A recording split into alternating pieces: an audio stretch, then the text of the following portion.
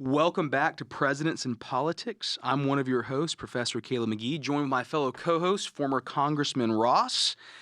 And today we're going to talk about James Buchanan. James Buchanan, and what can be said about James Buchanan that wasn't said by the website, the Constitution Center, the man regarded by many historians as one of the worst, if not the worst president of all time. Yeah. And you know, it's hard to argue with that when Agreed. you look at his history, and it's kind of sad. Mm-hmm. You know, he probably could have prevented a civil war. Agreed.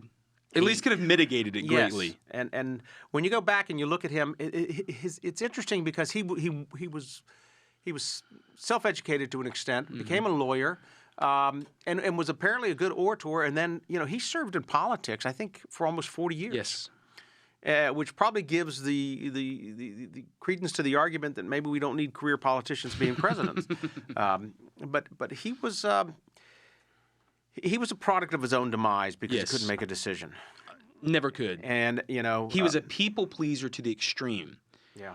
And it makes you wonder, if from a psychological standpoint, we use the term agreeableness, and how agreeable is a person. And typically that means how gifted they are with social graces a lot of times too, right? If you're an agreeable person, people like you, you're a people pleaser, you do well around crowds, you do well with people. Buchanan had that natural tendency of agreeableness and people pleasing. But one of the questions you have to ask yourself as you study the presidents is that a good trait for a leader? And in some extents, yes. But then think about like an Andrew Jackson. True. No agreeableness, right? No people-pleasing. His way or no way. His way or no way. But if we look at the idea of greatness, not goodness, look at the idea of greatness, he was a great president. That's true. He was a very great president. Buchanan, he's such an agreeable people-pleaser, he never really stands for anything. No, in fact, in his inaugural address, because he believed that morally that slavery was wrong, but the Constitution didn't prevent it. That's right. And in fact, he was quoted as saying in his inaugural address that, quote, happily a matter of but little practical importance when talking about slavery.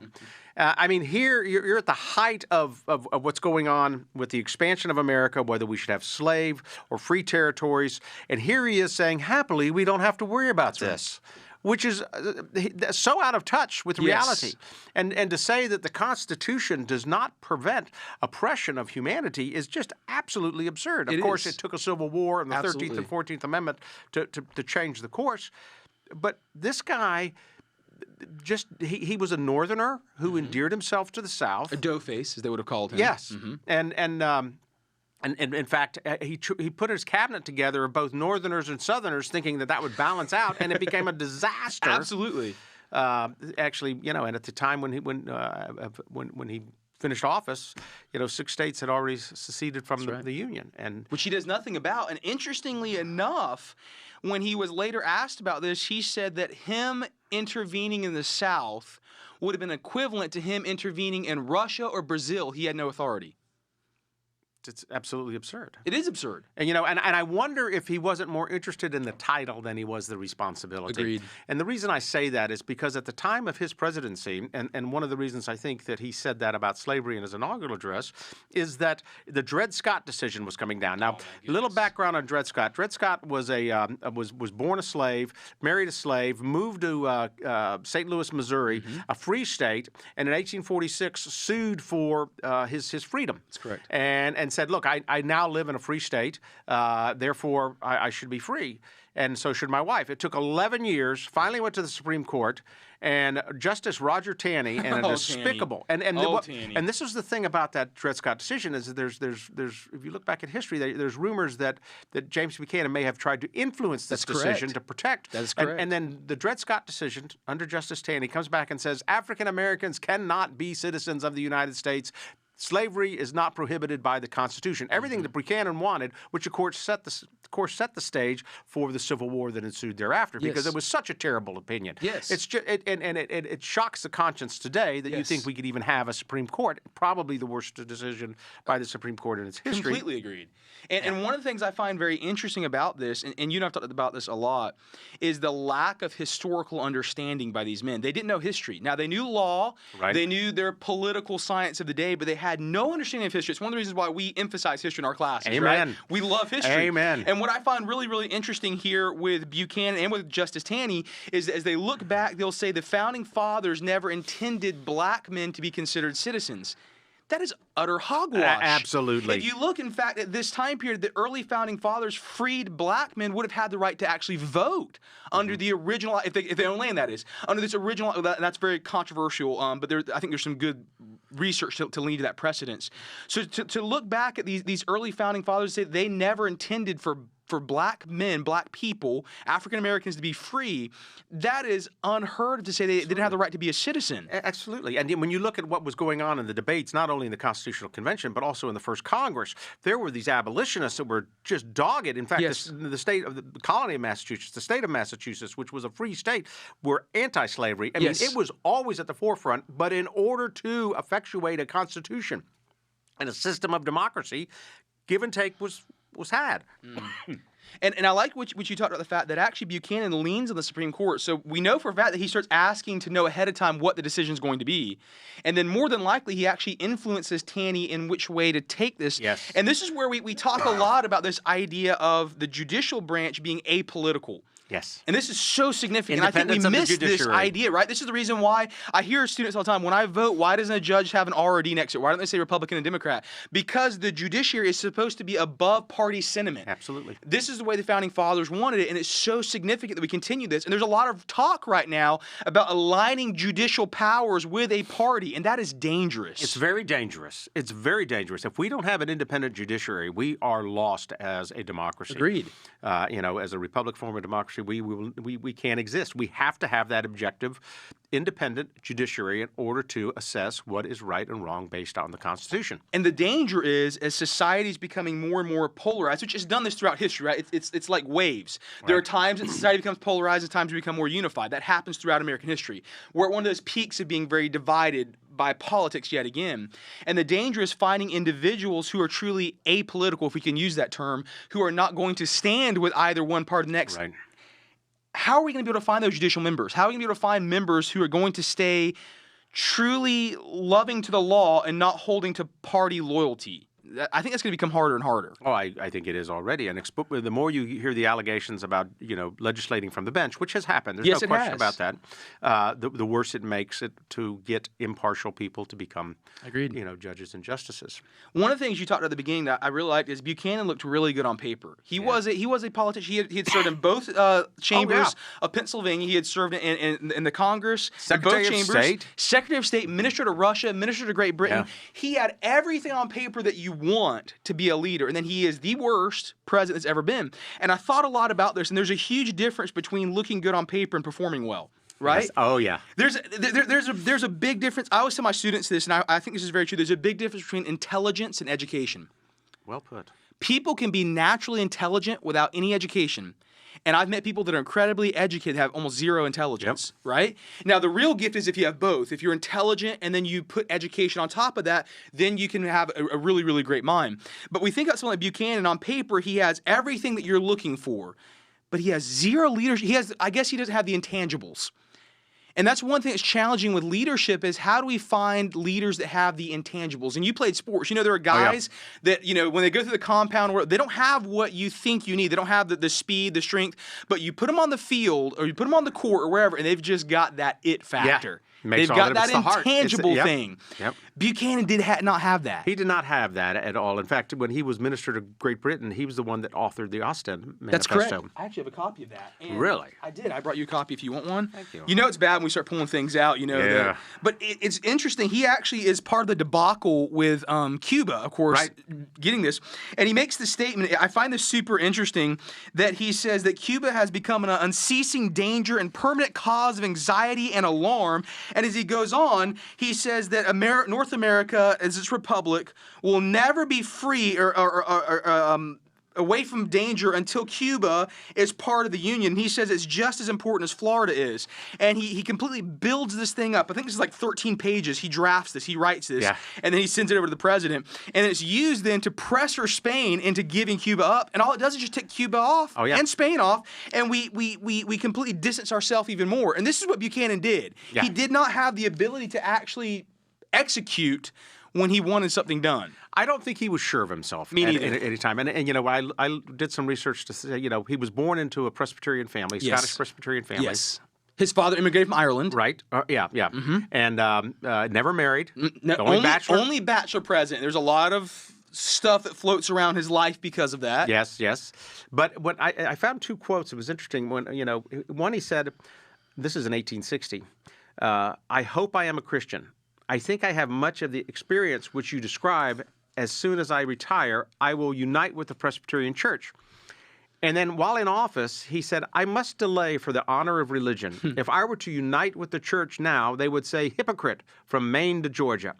I mean, there's a guy, you want to talk about lukewarm? Yes. You know, you want to talk about Yes. the kingdom, the city of Sardis? I mean, Yes. here's a guy that's like, I don't want to go either way. I just want to appease and everything will be okay. Yes. And it went off the charts bad. Yes. So bad that you have the worst president followed by probably the best president this nation has ever seen. Agreed. And I guess one thing that leads to, for me, is it leads to hope, because sometimes the country can begin to correct itself.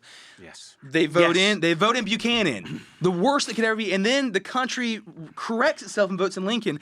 We can all unanimously agree that the last few presidential elections have not been stellar. No matter the party, you can agree the last few presidential elections have not been the pinnacle Right. of presidential statesmanship that the founding fathers had in mind. So Correct. maybe, just maybe, this next election, or maybe the election after that, hopefully within time, we will begin to self-correct and bring back some statesmen and some leaders. Maybe when Amen. the history is written, they'll say, you know, we had these former candidates, and then this candidate stepped in. Yes. Then he was the next Lincoln.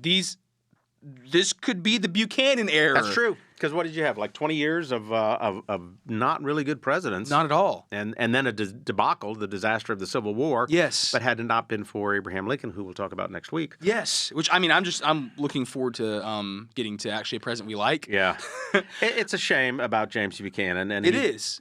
But I guess every president has their role Yes. in the history of America. And maybe his role was just to delay the onset of the Civil War until such a time as Abraham Lincoln was elected. He is a massive, we keep saying this, he's a massive flip-flopper. And he serves as Secretary of State under James K. Polk. And Polk actually loses all respect for him. And Polk Yeah. even says the fact that the man can't make a decision for anything. Yeah. And I find this interesting. It makes me think about, and you and I talked about this before the podcast started, but he wanted appeasement. It made me think about the 1930s with the national policy of appeasement. Basically, after World War I, after the Great Wars, the war to end all wars, shell shock, TBIs, the trench warfare, Right. all that World War I had, no one wanted to go to war again. And had we fought in that war, we wouldn't want to go to war again either.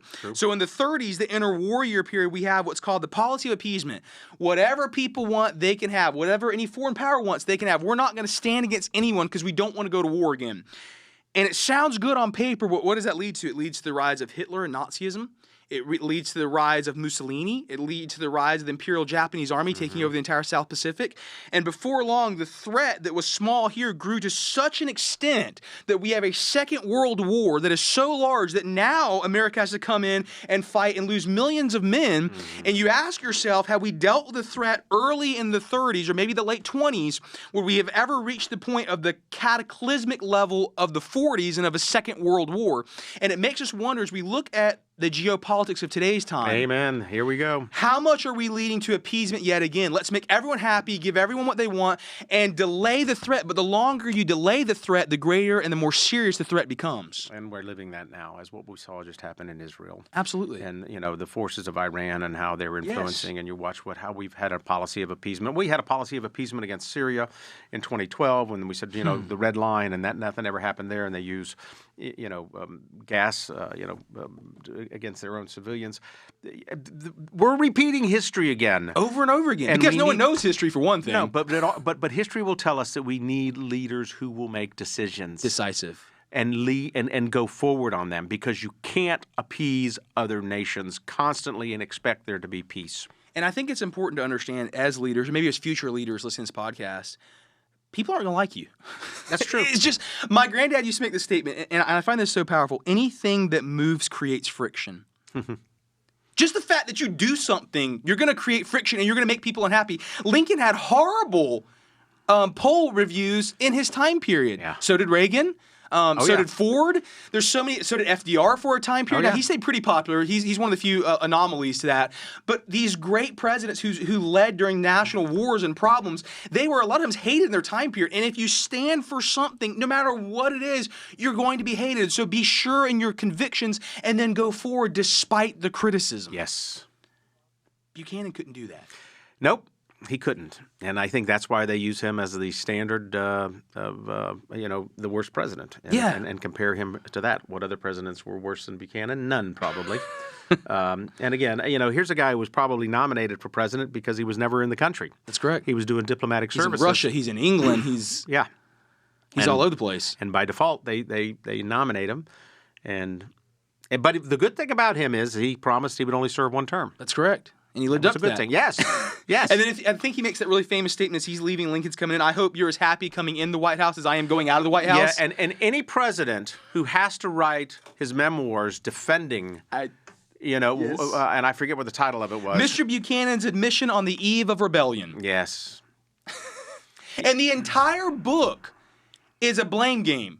He blames Congress. He blames the abolitionists. He blames the South. He even blames drunkards. He even talks about the fact that basically having too much alcohol in America caused people to get drunk and basically the fevers begin to swell. He blames John Brown. He blames Bleeding Kansas. He blames border ruffians. He takes this entire book and he blames everyone and he never accepts an ounce of responsibility. Which right then and there shows you his lack of leadership skills. Agreed.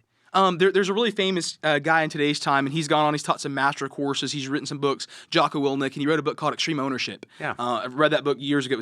It was very interesting. It's the idea of the fact as the leader, everything stops on your desk. You accept ownership of things, and I think that's a mark of a good leader. Right? Absolutely. I look back, and again, I'm an Old Testament buff. I love being the Old Testament. I think of the kingship of David and Saul. And if you remember, Saul's the first king that Israel ever has, and nothing's ever his fault. Nothing's ever his fault. Remember? Yeah. When Samuel comes, the people made me do it, this happened, and nothing is ever his fault. And then when you look at David, he always took the blame. Yeah. God, let your judgment fall on me, not on your people. It was me that did this. And to me, that's the mark of leadership. How much of the responsibility are you willing to bear? And Buchanan, it was never his fault. And I know people like this. And I'm sure working in politics. Oh, yes. You knew people, and I know people like this. No matter what goes sideways in any situation, they're like Teflon. Oh, yeah. It's never their fault. It was always someone else. Someone under them gets fired. Someone beside them gets blamed. Nothing's ever their fault. To me, that is the sign of the weakest leader you can possibly be when it's always someone else's fault. It's the victim mentality. Absolutely. And the fundamental rule in being a leader is that, yes, you can delegate authority, but you can never delegate responsibility. Outstandingly said. So, yeah, in this book, in chapter 14 literally is called basically like the blame of Congress. I'm just paraphrasing here. And let me just read a quote to you, because I read through some of his work. This is the only book he writes, and it is utter dribble, honestly. But anyway, nonetheless, he says, speaking of Congress, they refuse authority to call forth a militia or accept volunteers to suppress insurrections against the United States. And it was never proposed to grant an apparition for this purpose. The Senate declines throughout the entire session to act on the nomination to go down and help Port Charleston. Congress refuses to grant the president, so he's writing about himself in third party. Mm-hmm. Congress refuses to give power to the president and has long since been expired, and he goes basically back to how Jackson did. The whole thing is a blame game. Yes. Nothing's his fault. And this made me think, though, this is interesting, it's the 36th Congress, which is what's serving. And the 36th Congress has more power in many ways than Buchanan does. So I begin to wonder, and I want your opinion on this from someone who served in Congress. Do strong Congresses produce weak presidents, or do weak presidents create a power vacuum that creates strong Congresses? I think it's the latter. I think weak presidents produce a strong Congress in today's world. I think in today's world, because of the influence of media and especially social media, because everybody wants to be out front on an issue. That's good. When I say a strong Congress, I think you also have to look at the numbers of the majority. Right now, the Republican Congress is so dysfunctional and derelict, quite frankly, in their duties, but the margins are so slim with only a 4-vote majority. That doesn't make a strong Congress. It could, because Nancy Pelosi had a 5-vote majority. That's true. And got through everything she wanted to get through. Because they can keep their party unified. Yes. Something the Republicans have struggled with. And again, I think it's a question of leadership. But I also think that weak presidents can make a strong Congress. Agreed. And do Do you think that's maybe happening? It could be happening right now, yes. And especially when you see what's happened in the Mideast, and all of a sudden you see a president come back and say, wait a second, okay, we're there with you, Israel, but where were you a year ago? Where were you 2 years ago? Why did you release $6 billion to Iran and unfrozen, or unfreeze their assets? Isn't this been a pattern? I mean, look at the wall issue. Not Oh, yeah. build it, not gonna build it, let's No, build no, we're building a wall. Yeah. So, and again, not that this is a contemporary issue podcast, but when we look at this idea of flip-flopping in the presidency, we see this repeating itself. Oh, yeah. And it's a dangerous game. It's a really dangerous game when the executive branch of power, your leader, your statesman, can no longer make a strong decision based off of principles that he believes in, biblically founded, historically founded principles, and then move forward in that. When you no longer have that, you're in a dangerous place. You are in a dangerous place, and it doesn't mean that a president can't change their mind. But That's I think correct. a president has to be honest when he or she changes their mind, because I think the American people are very forgiving. They're okay with with the president changing his or her mind, but it's just doing it out of political pressure that probably concerns them the most. Well, what's the motivation for changing them, Brian? Because if you change your mind because you have different facts that now change the outcome, that's a good reason to change your mind. And admit it. Exactly. Look, I was wrong here. I didn't know see all the that. intel. Boom. Exactly. But if you're changing your mind to follow popular opinion, Yeah. that's a whole nother thing, right? There are times in our individual life, we make decisions based off of the information we have at hand, and we acquire better information, and we go, okay, I'm going the wrong way. Let me change direction now based off this new, better information. We all understand that. I think that's important. It's very important. I mean, I think that's what makes us better people. Absolutely. A better nation. But if you're stopping and feeling the wind and seeing where popular opinion is, that's a dangerous thing. Yeah, there's a lot of consultants out there that like you to put your finger in the air because they'll tell you which way the wind's blowing. Uh-huh. What is couch sitters? You pay for couch sitters? Yes, exactly, and you pay heavily for them. You Trust pay for me, couch I've watched sitters to those. come in. Yes. We talked some already about this idea of the succession because people don't realize that the 7 states pull out while he's still in office. Yes. Once Lincoln's been elected. Now there's some issues with this because he does literally nothing about this. He sends out a ship, which is a merchant ship, trying to basically. It's unarmed. It's not really going to do anything. I believe it's called the Star of the West. I wrote that down. It's the Star of the West, yes. And when it's arriving in Charleston Harbor, it gets fired upon by land troops in South Carolina, and he pulls it back with no recourse. Yeah. And I read this, and I just scratch my head. You're the president of the United States, and you send a dispatch, and you have a state fire upon your federal dispatch, and you pull that ship back and retreat, and you never offer any recourse. Andrew Jackson was a fan of slavery, but had the South done this to him, he would have sent every troop in his power and blown South Carolina off the map. Oh, yeah. Oh, yeah. Right? And at the same time, he's enforcing the Fugitive Slave Act. Yes. With U.S. Marshals. Yes. Where is the hypocrisy there? Absolutely.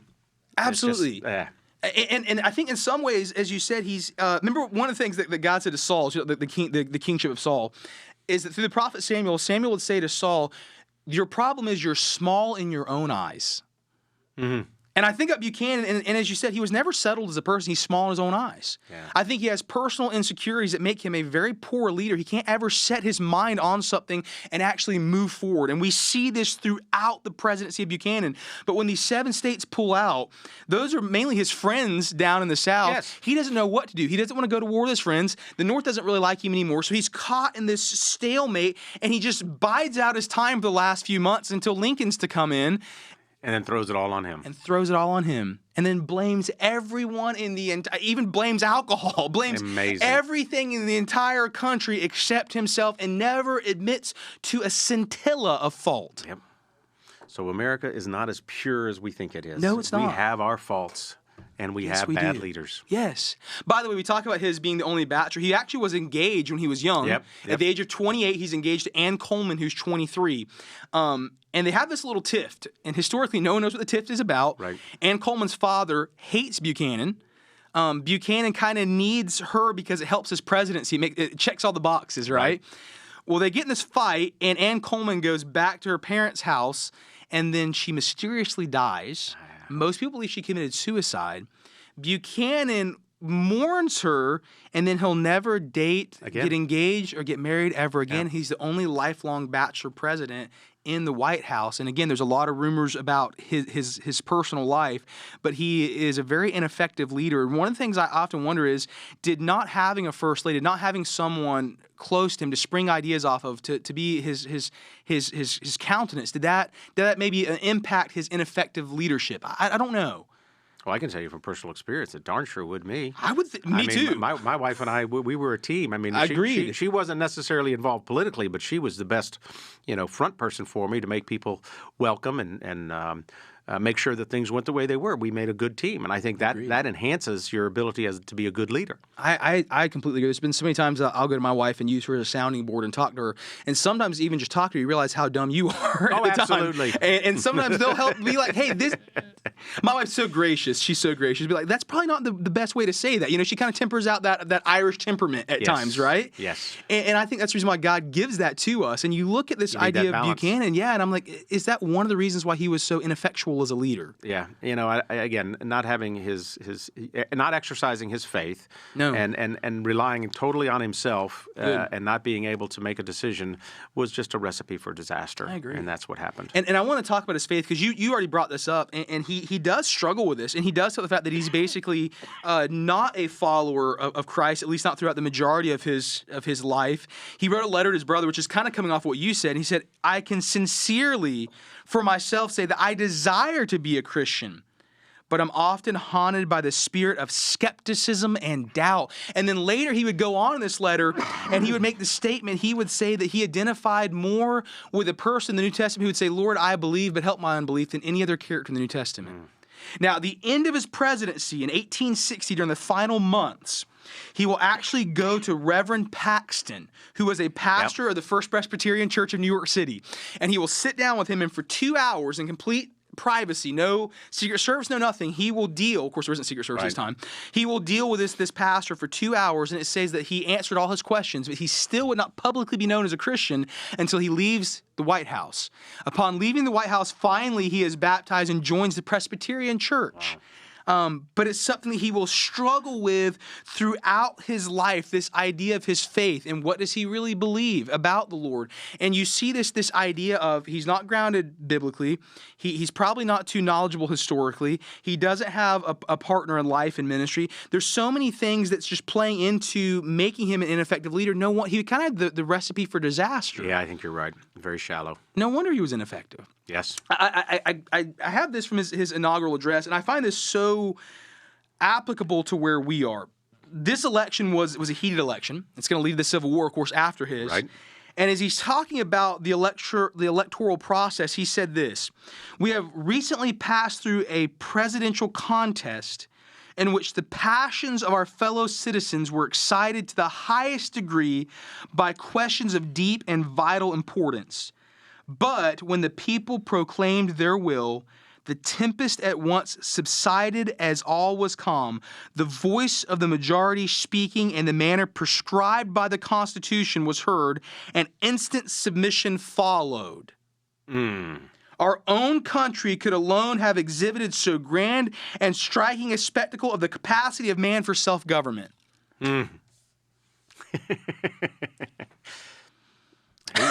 He just makes it up as he goes. Yeah. Isn't that an amazing thing that when all is said and done, we still follow the political system? Yeah. Yeah. So Buchanan is by far voted almost unanimously by historians, and I would agree for myself, the worst president. I agree. That has ever sat in the Oval Office. In fact, they had to remove his portrait from the Capitol to keep it from being defaced. Yes, that is correct. I mean, that is huge. He was a Freemason in his life, and actually after his presidency, his Mason brothers, which nonetheless, his Mason brothers had to promise protection, would actually offer to stand guard outside his house because people hated him so much. So this is the legacy that we see in the life of Buchanan. Now, all this aside, next week, oh, it'll be exciting. Lincoln. Yeah. Can we even do that in one podcast? I feel like we need about 5, but I agree. We won't bore the listeners that way. But we have talked today, or bemoaned. Is that more appropriate? Well put. We have bemoaned the life of James Buchanan. Thank you. Thank you.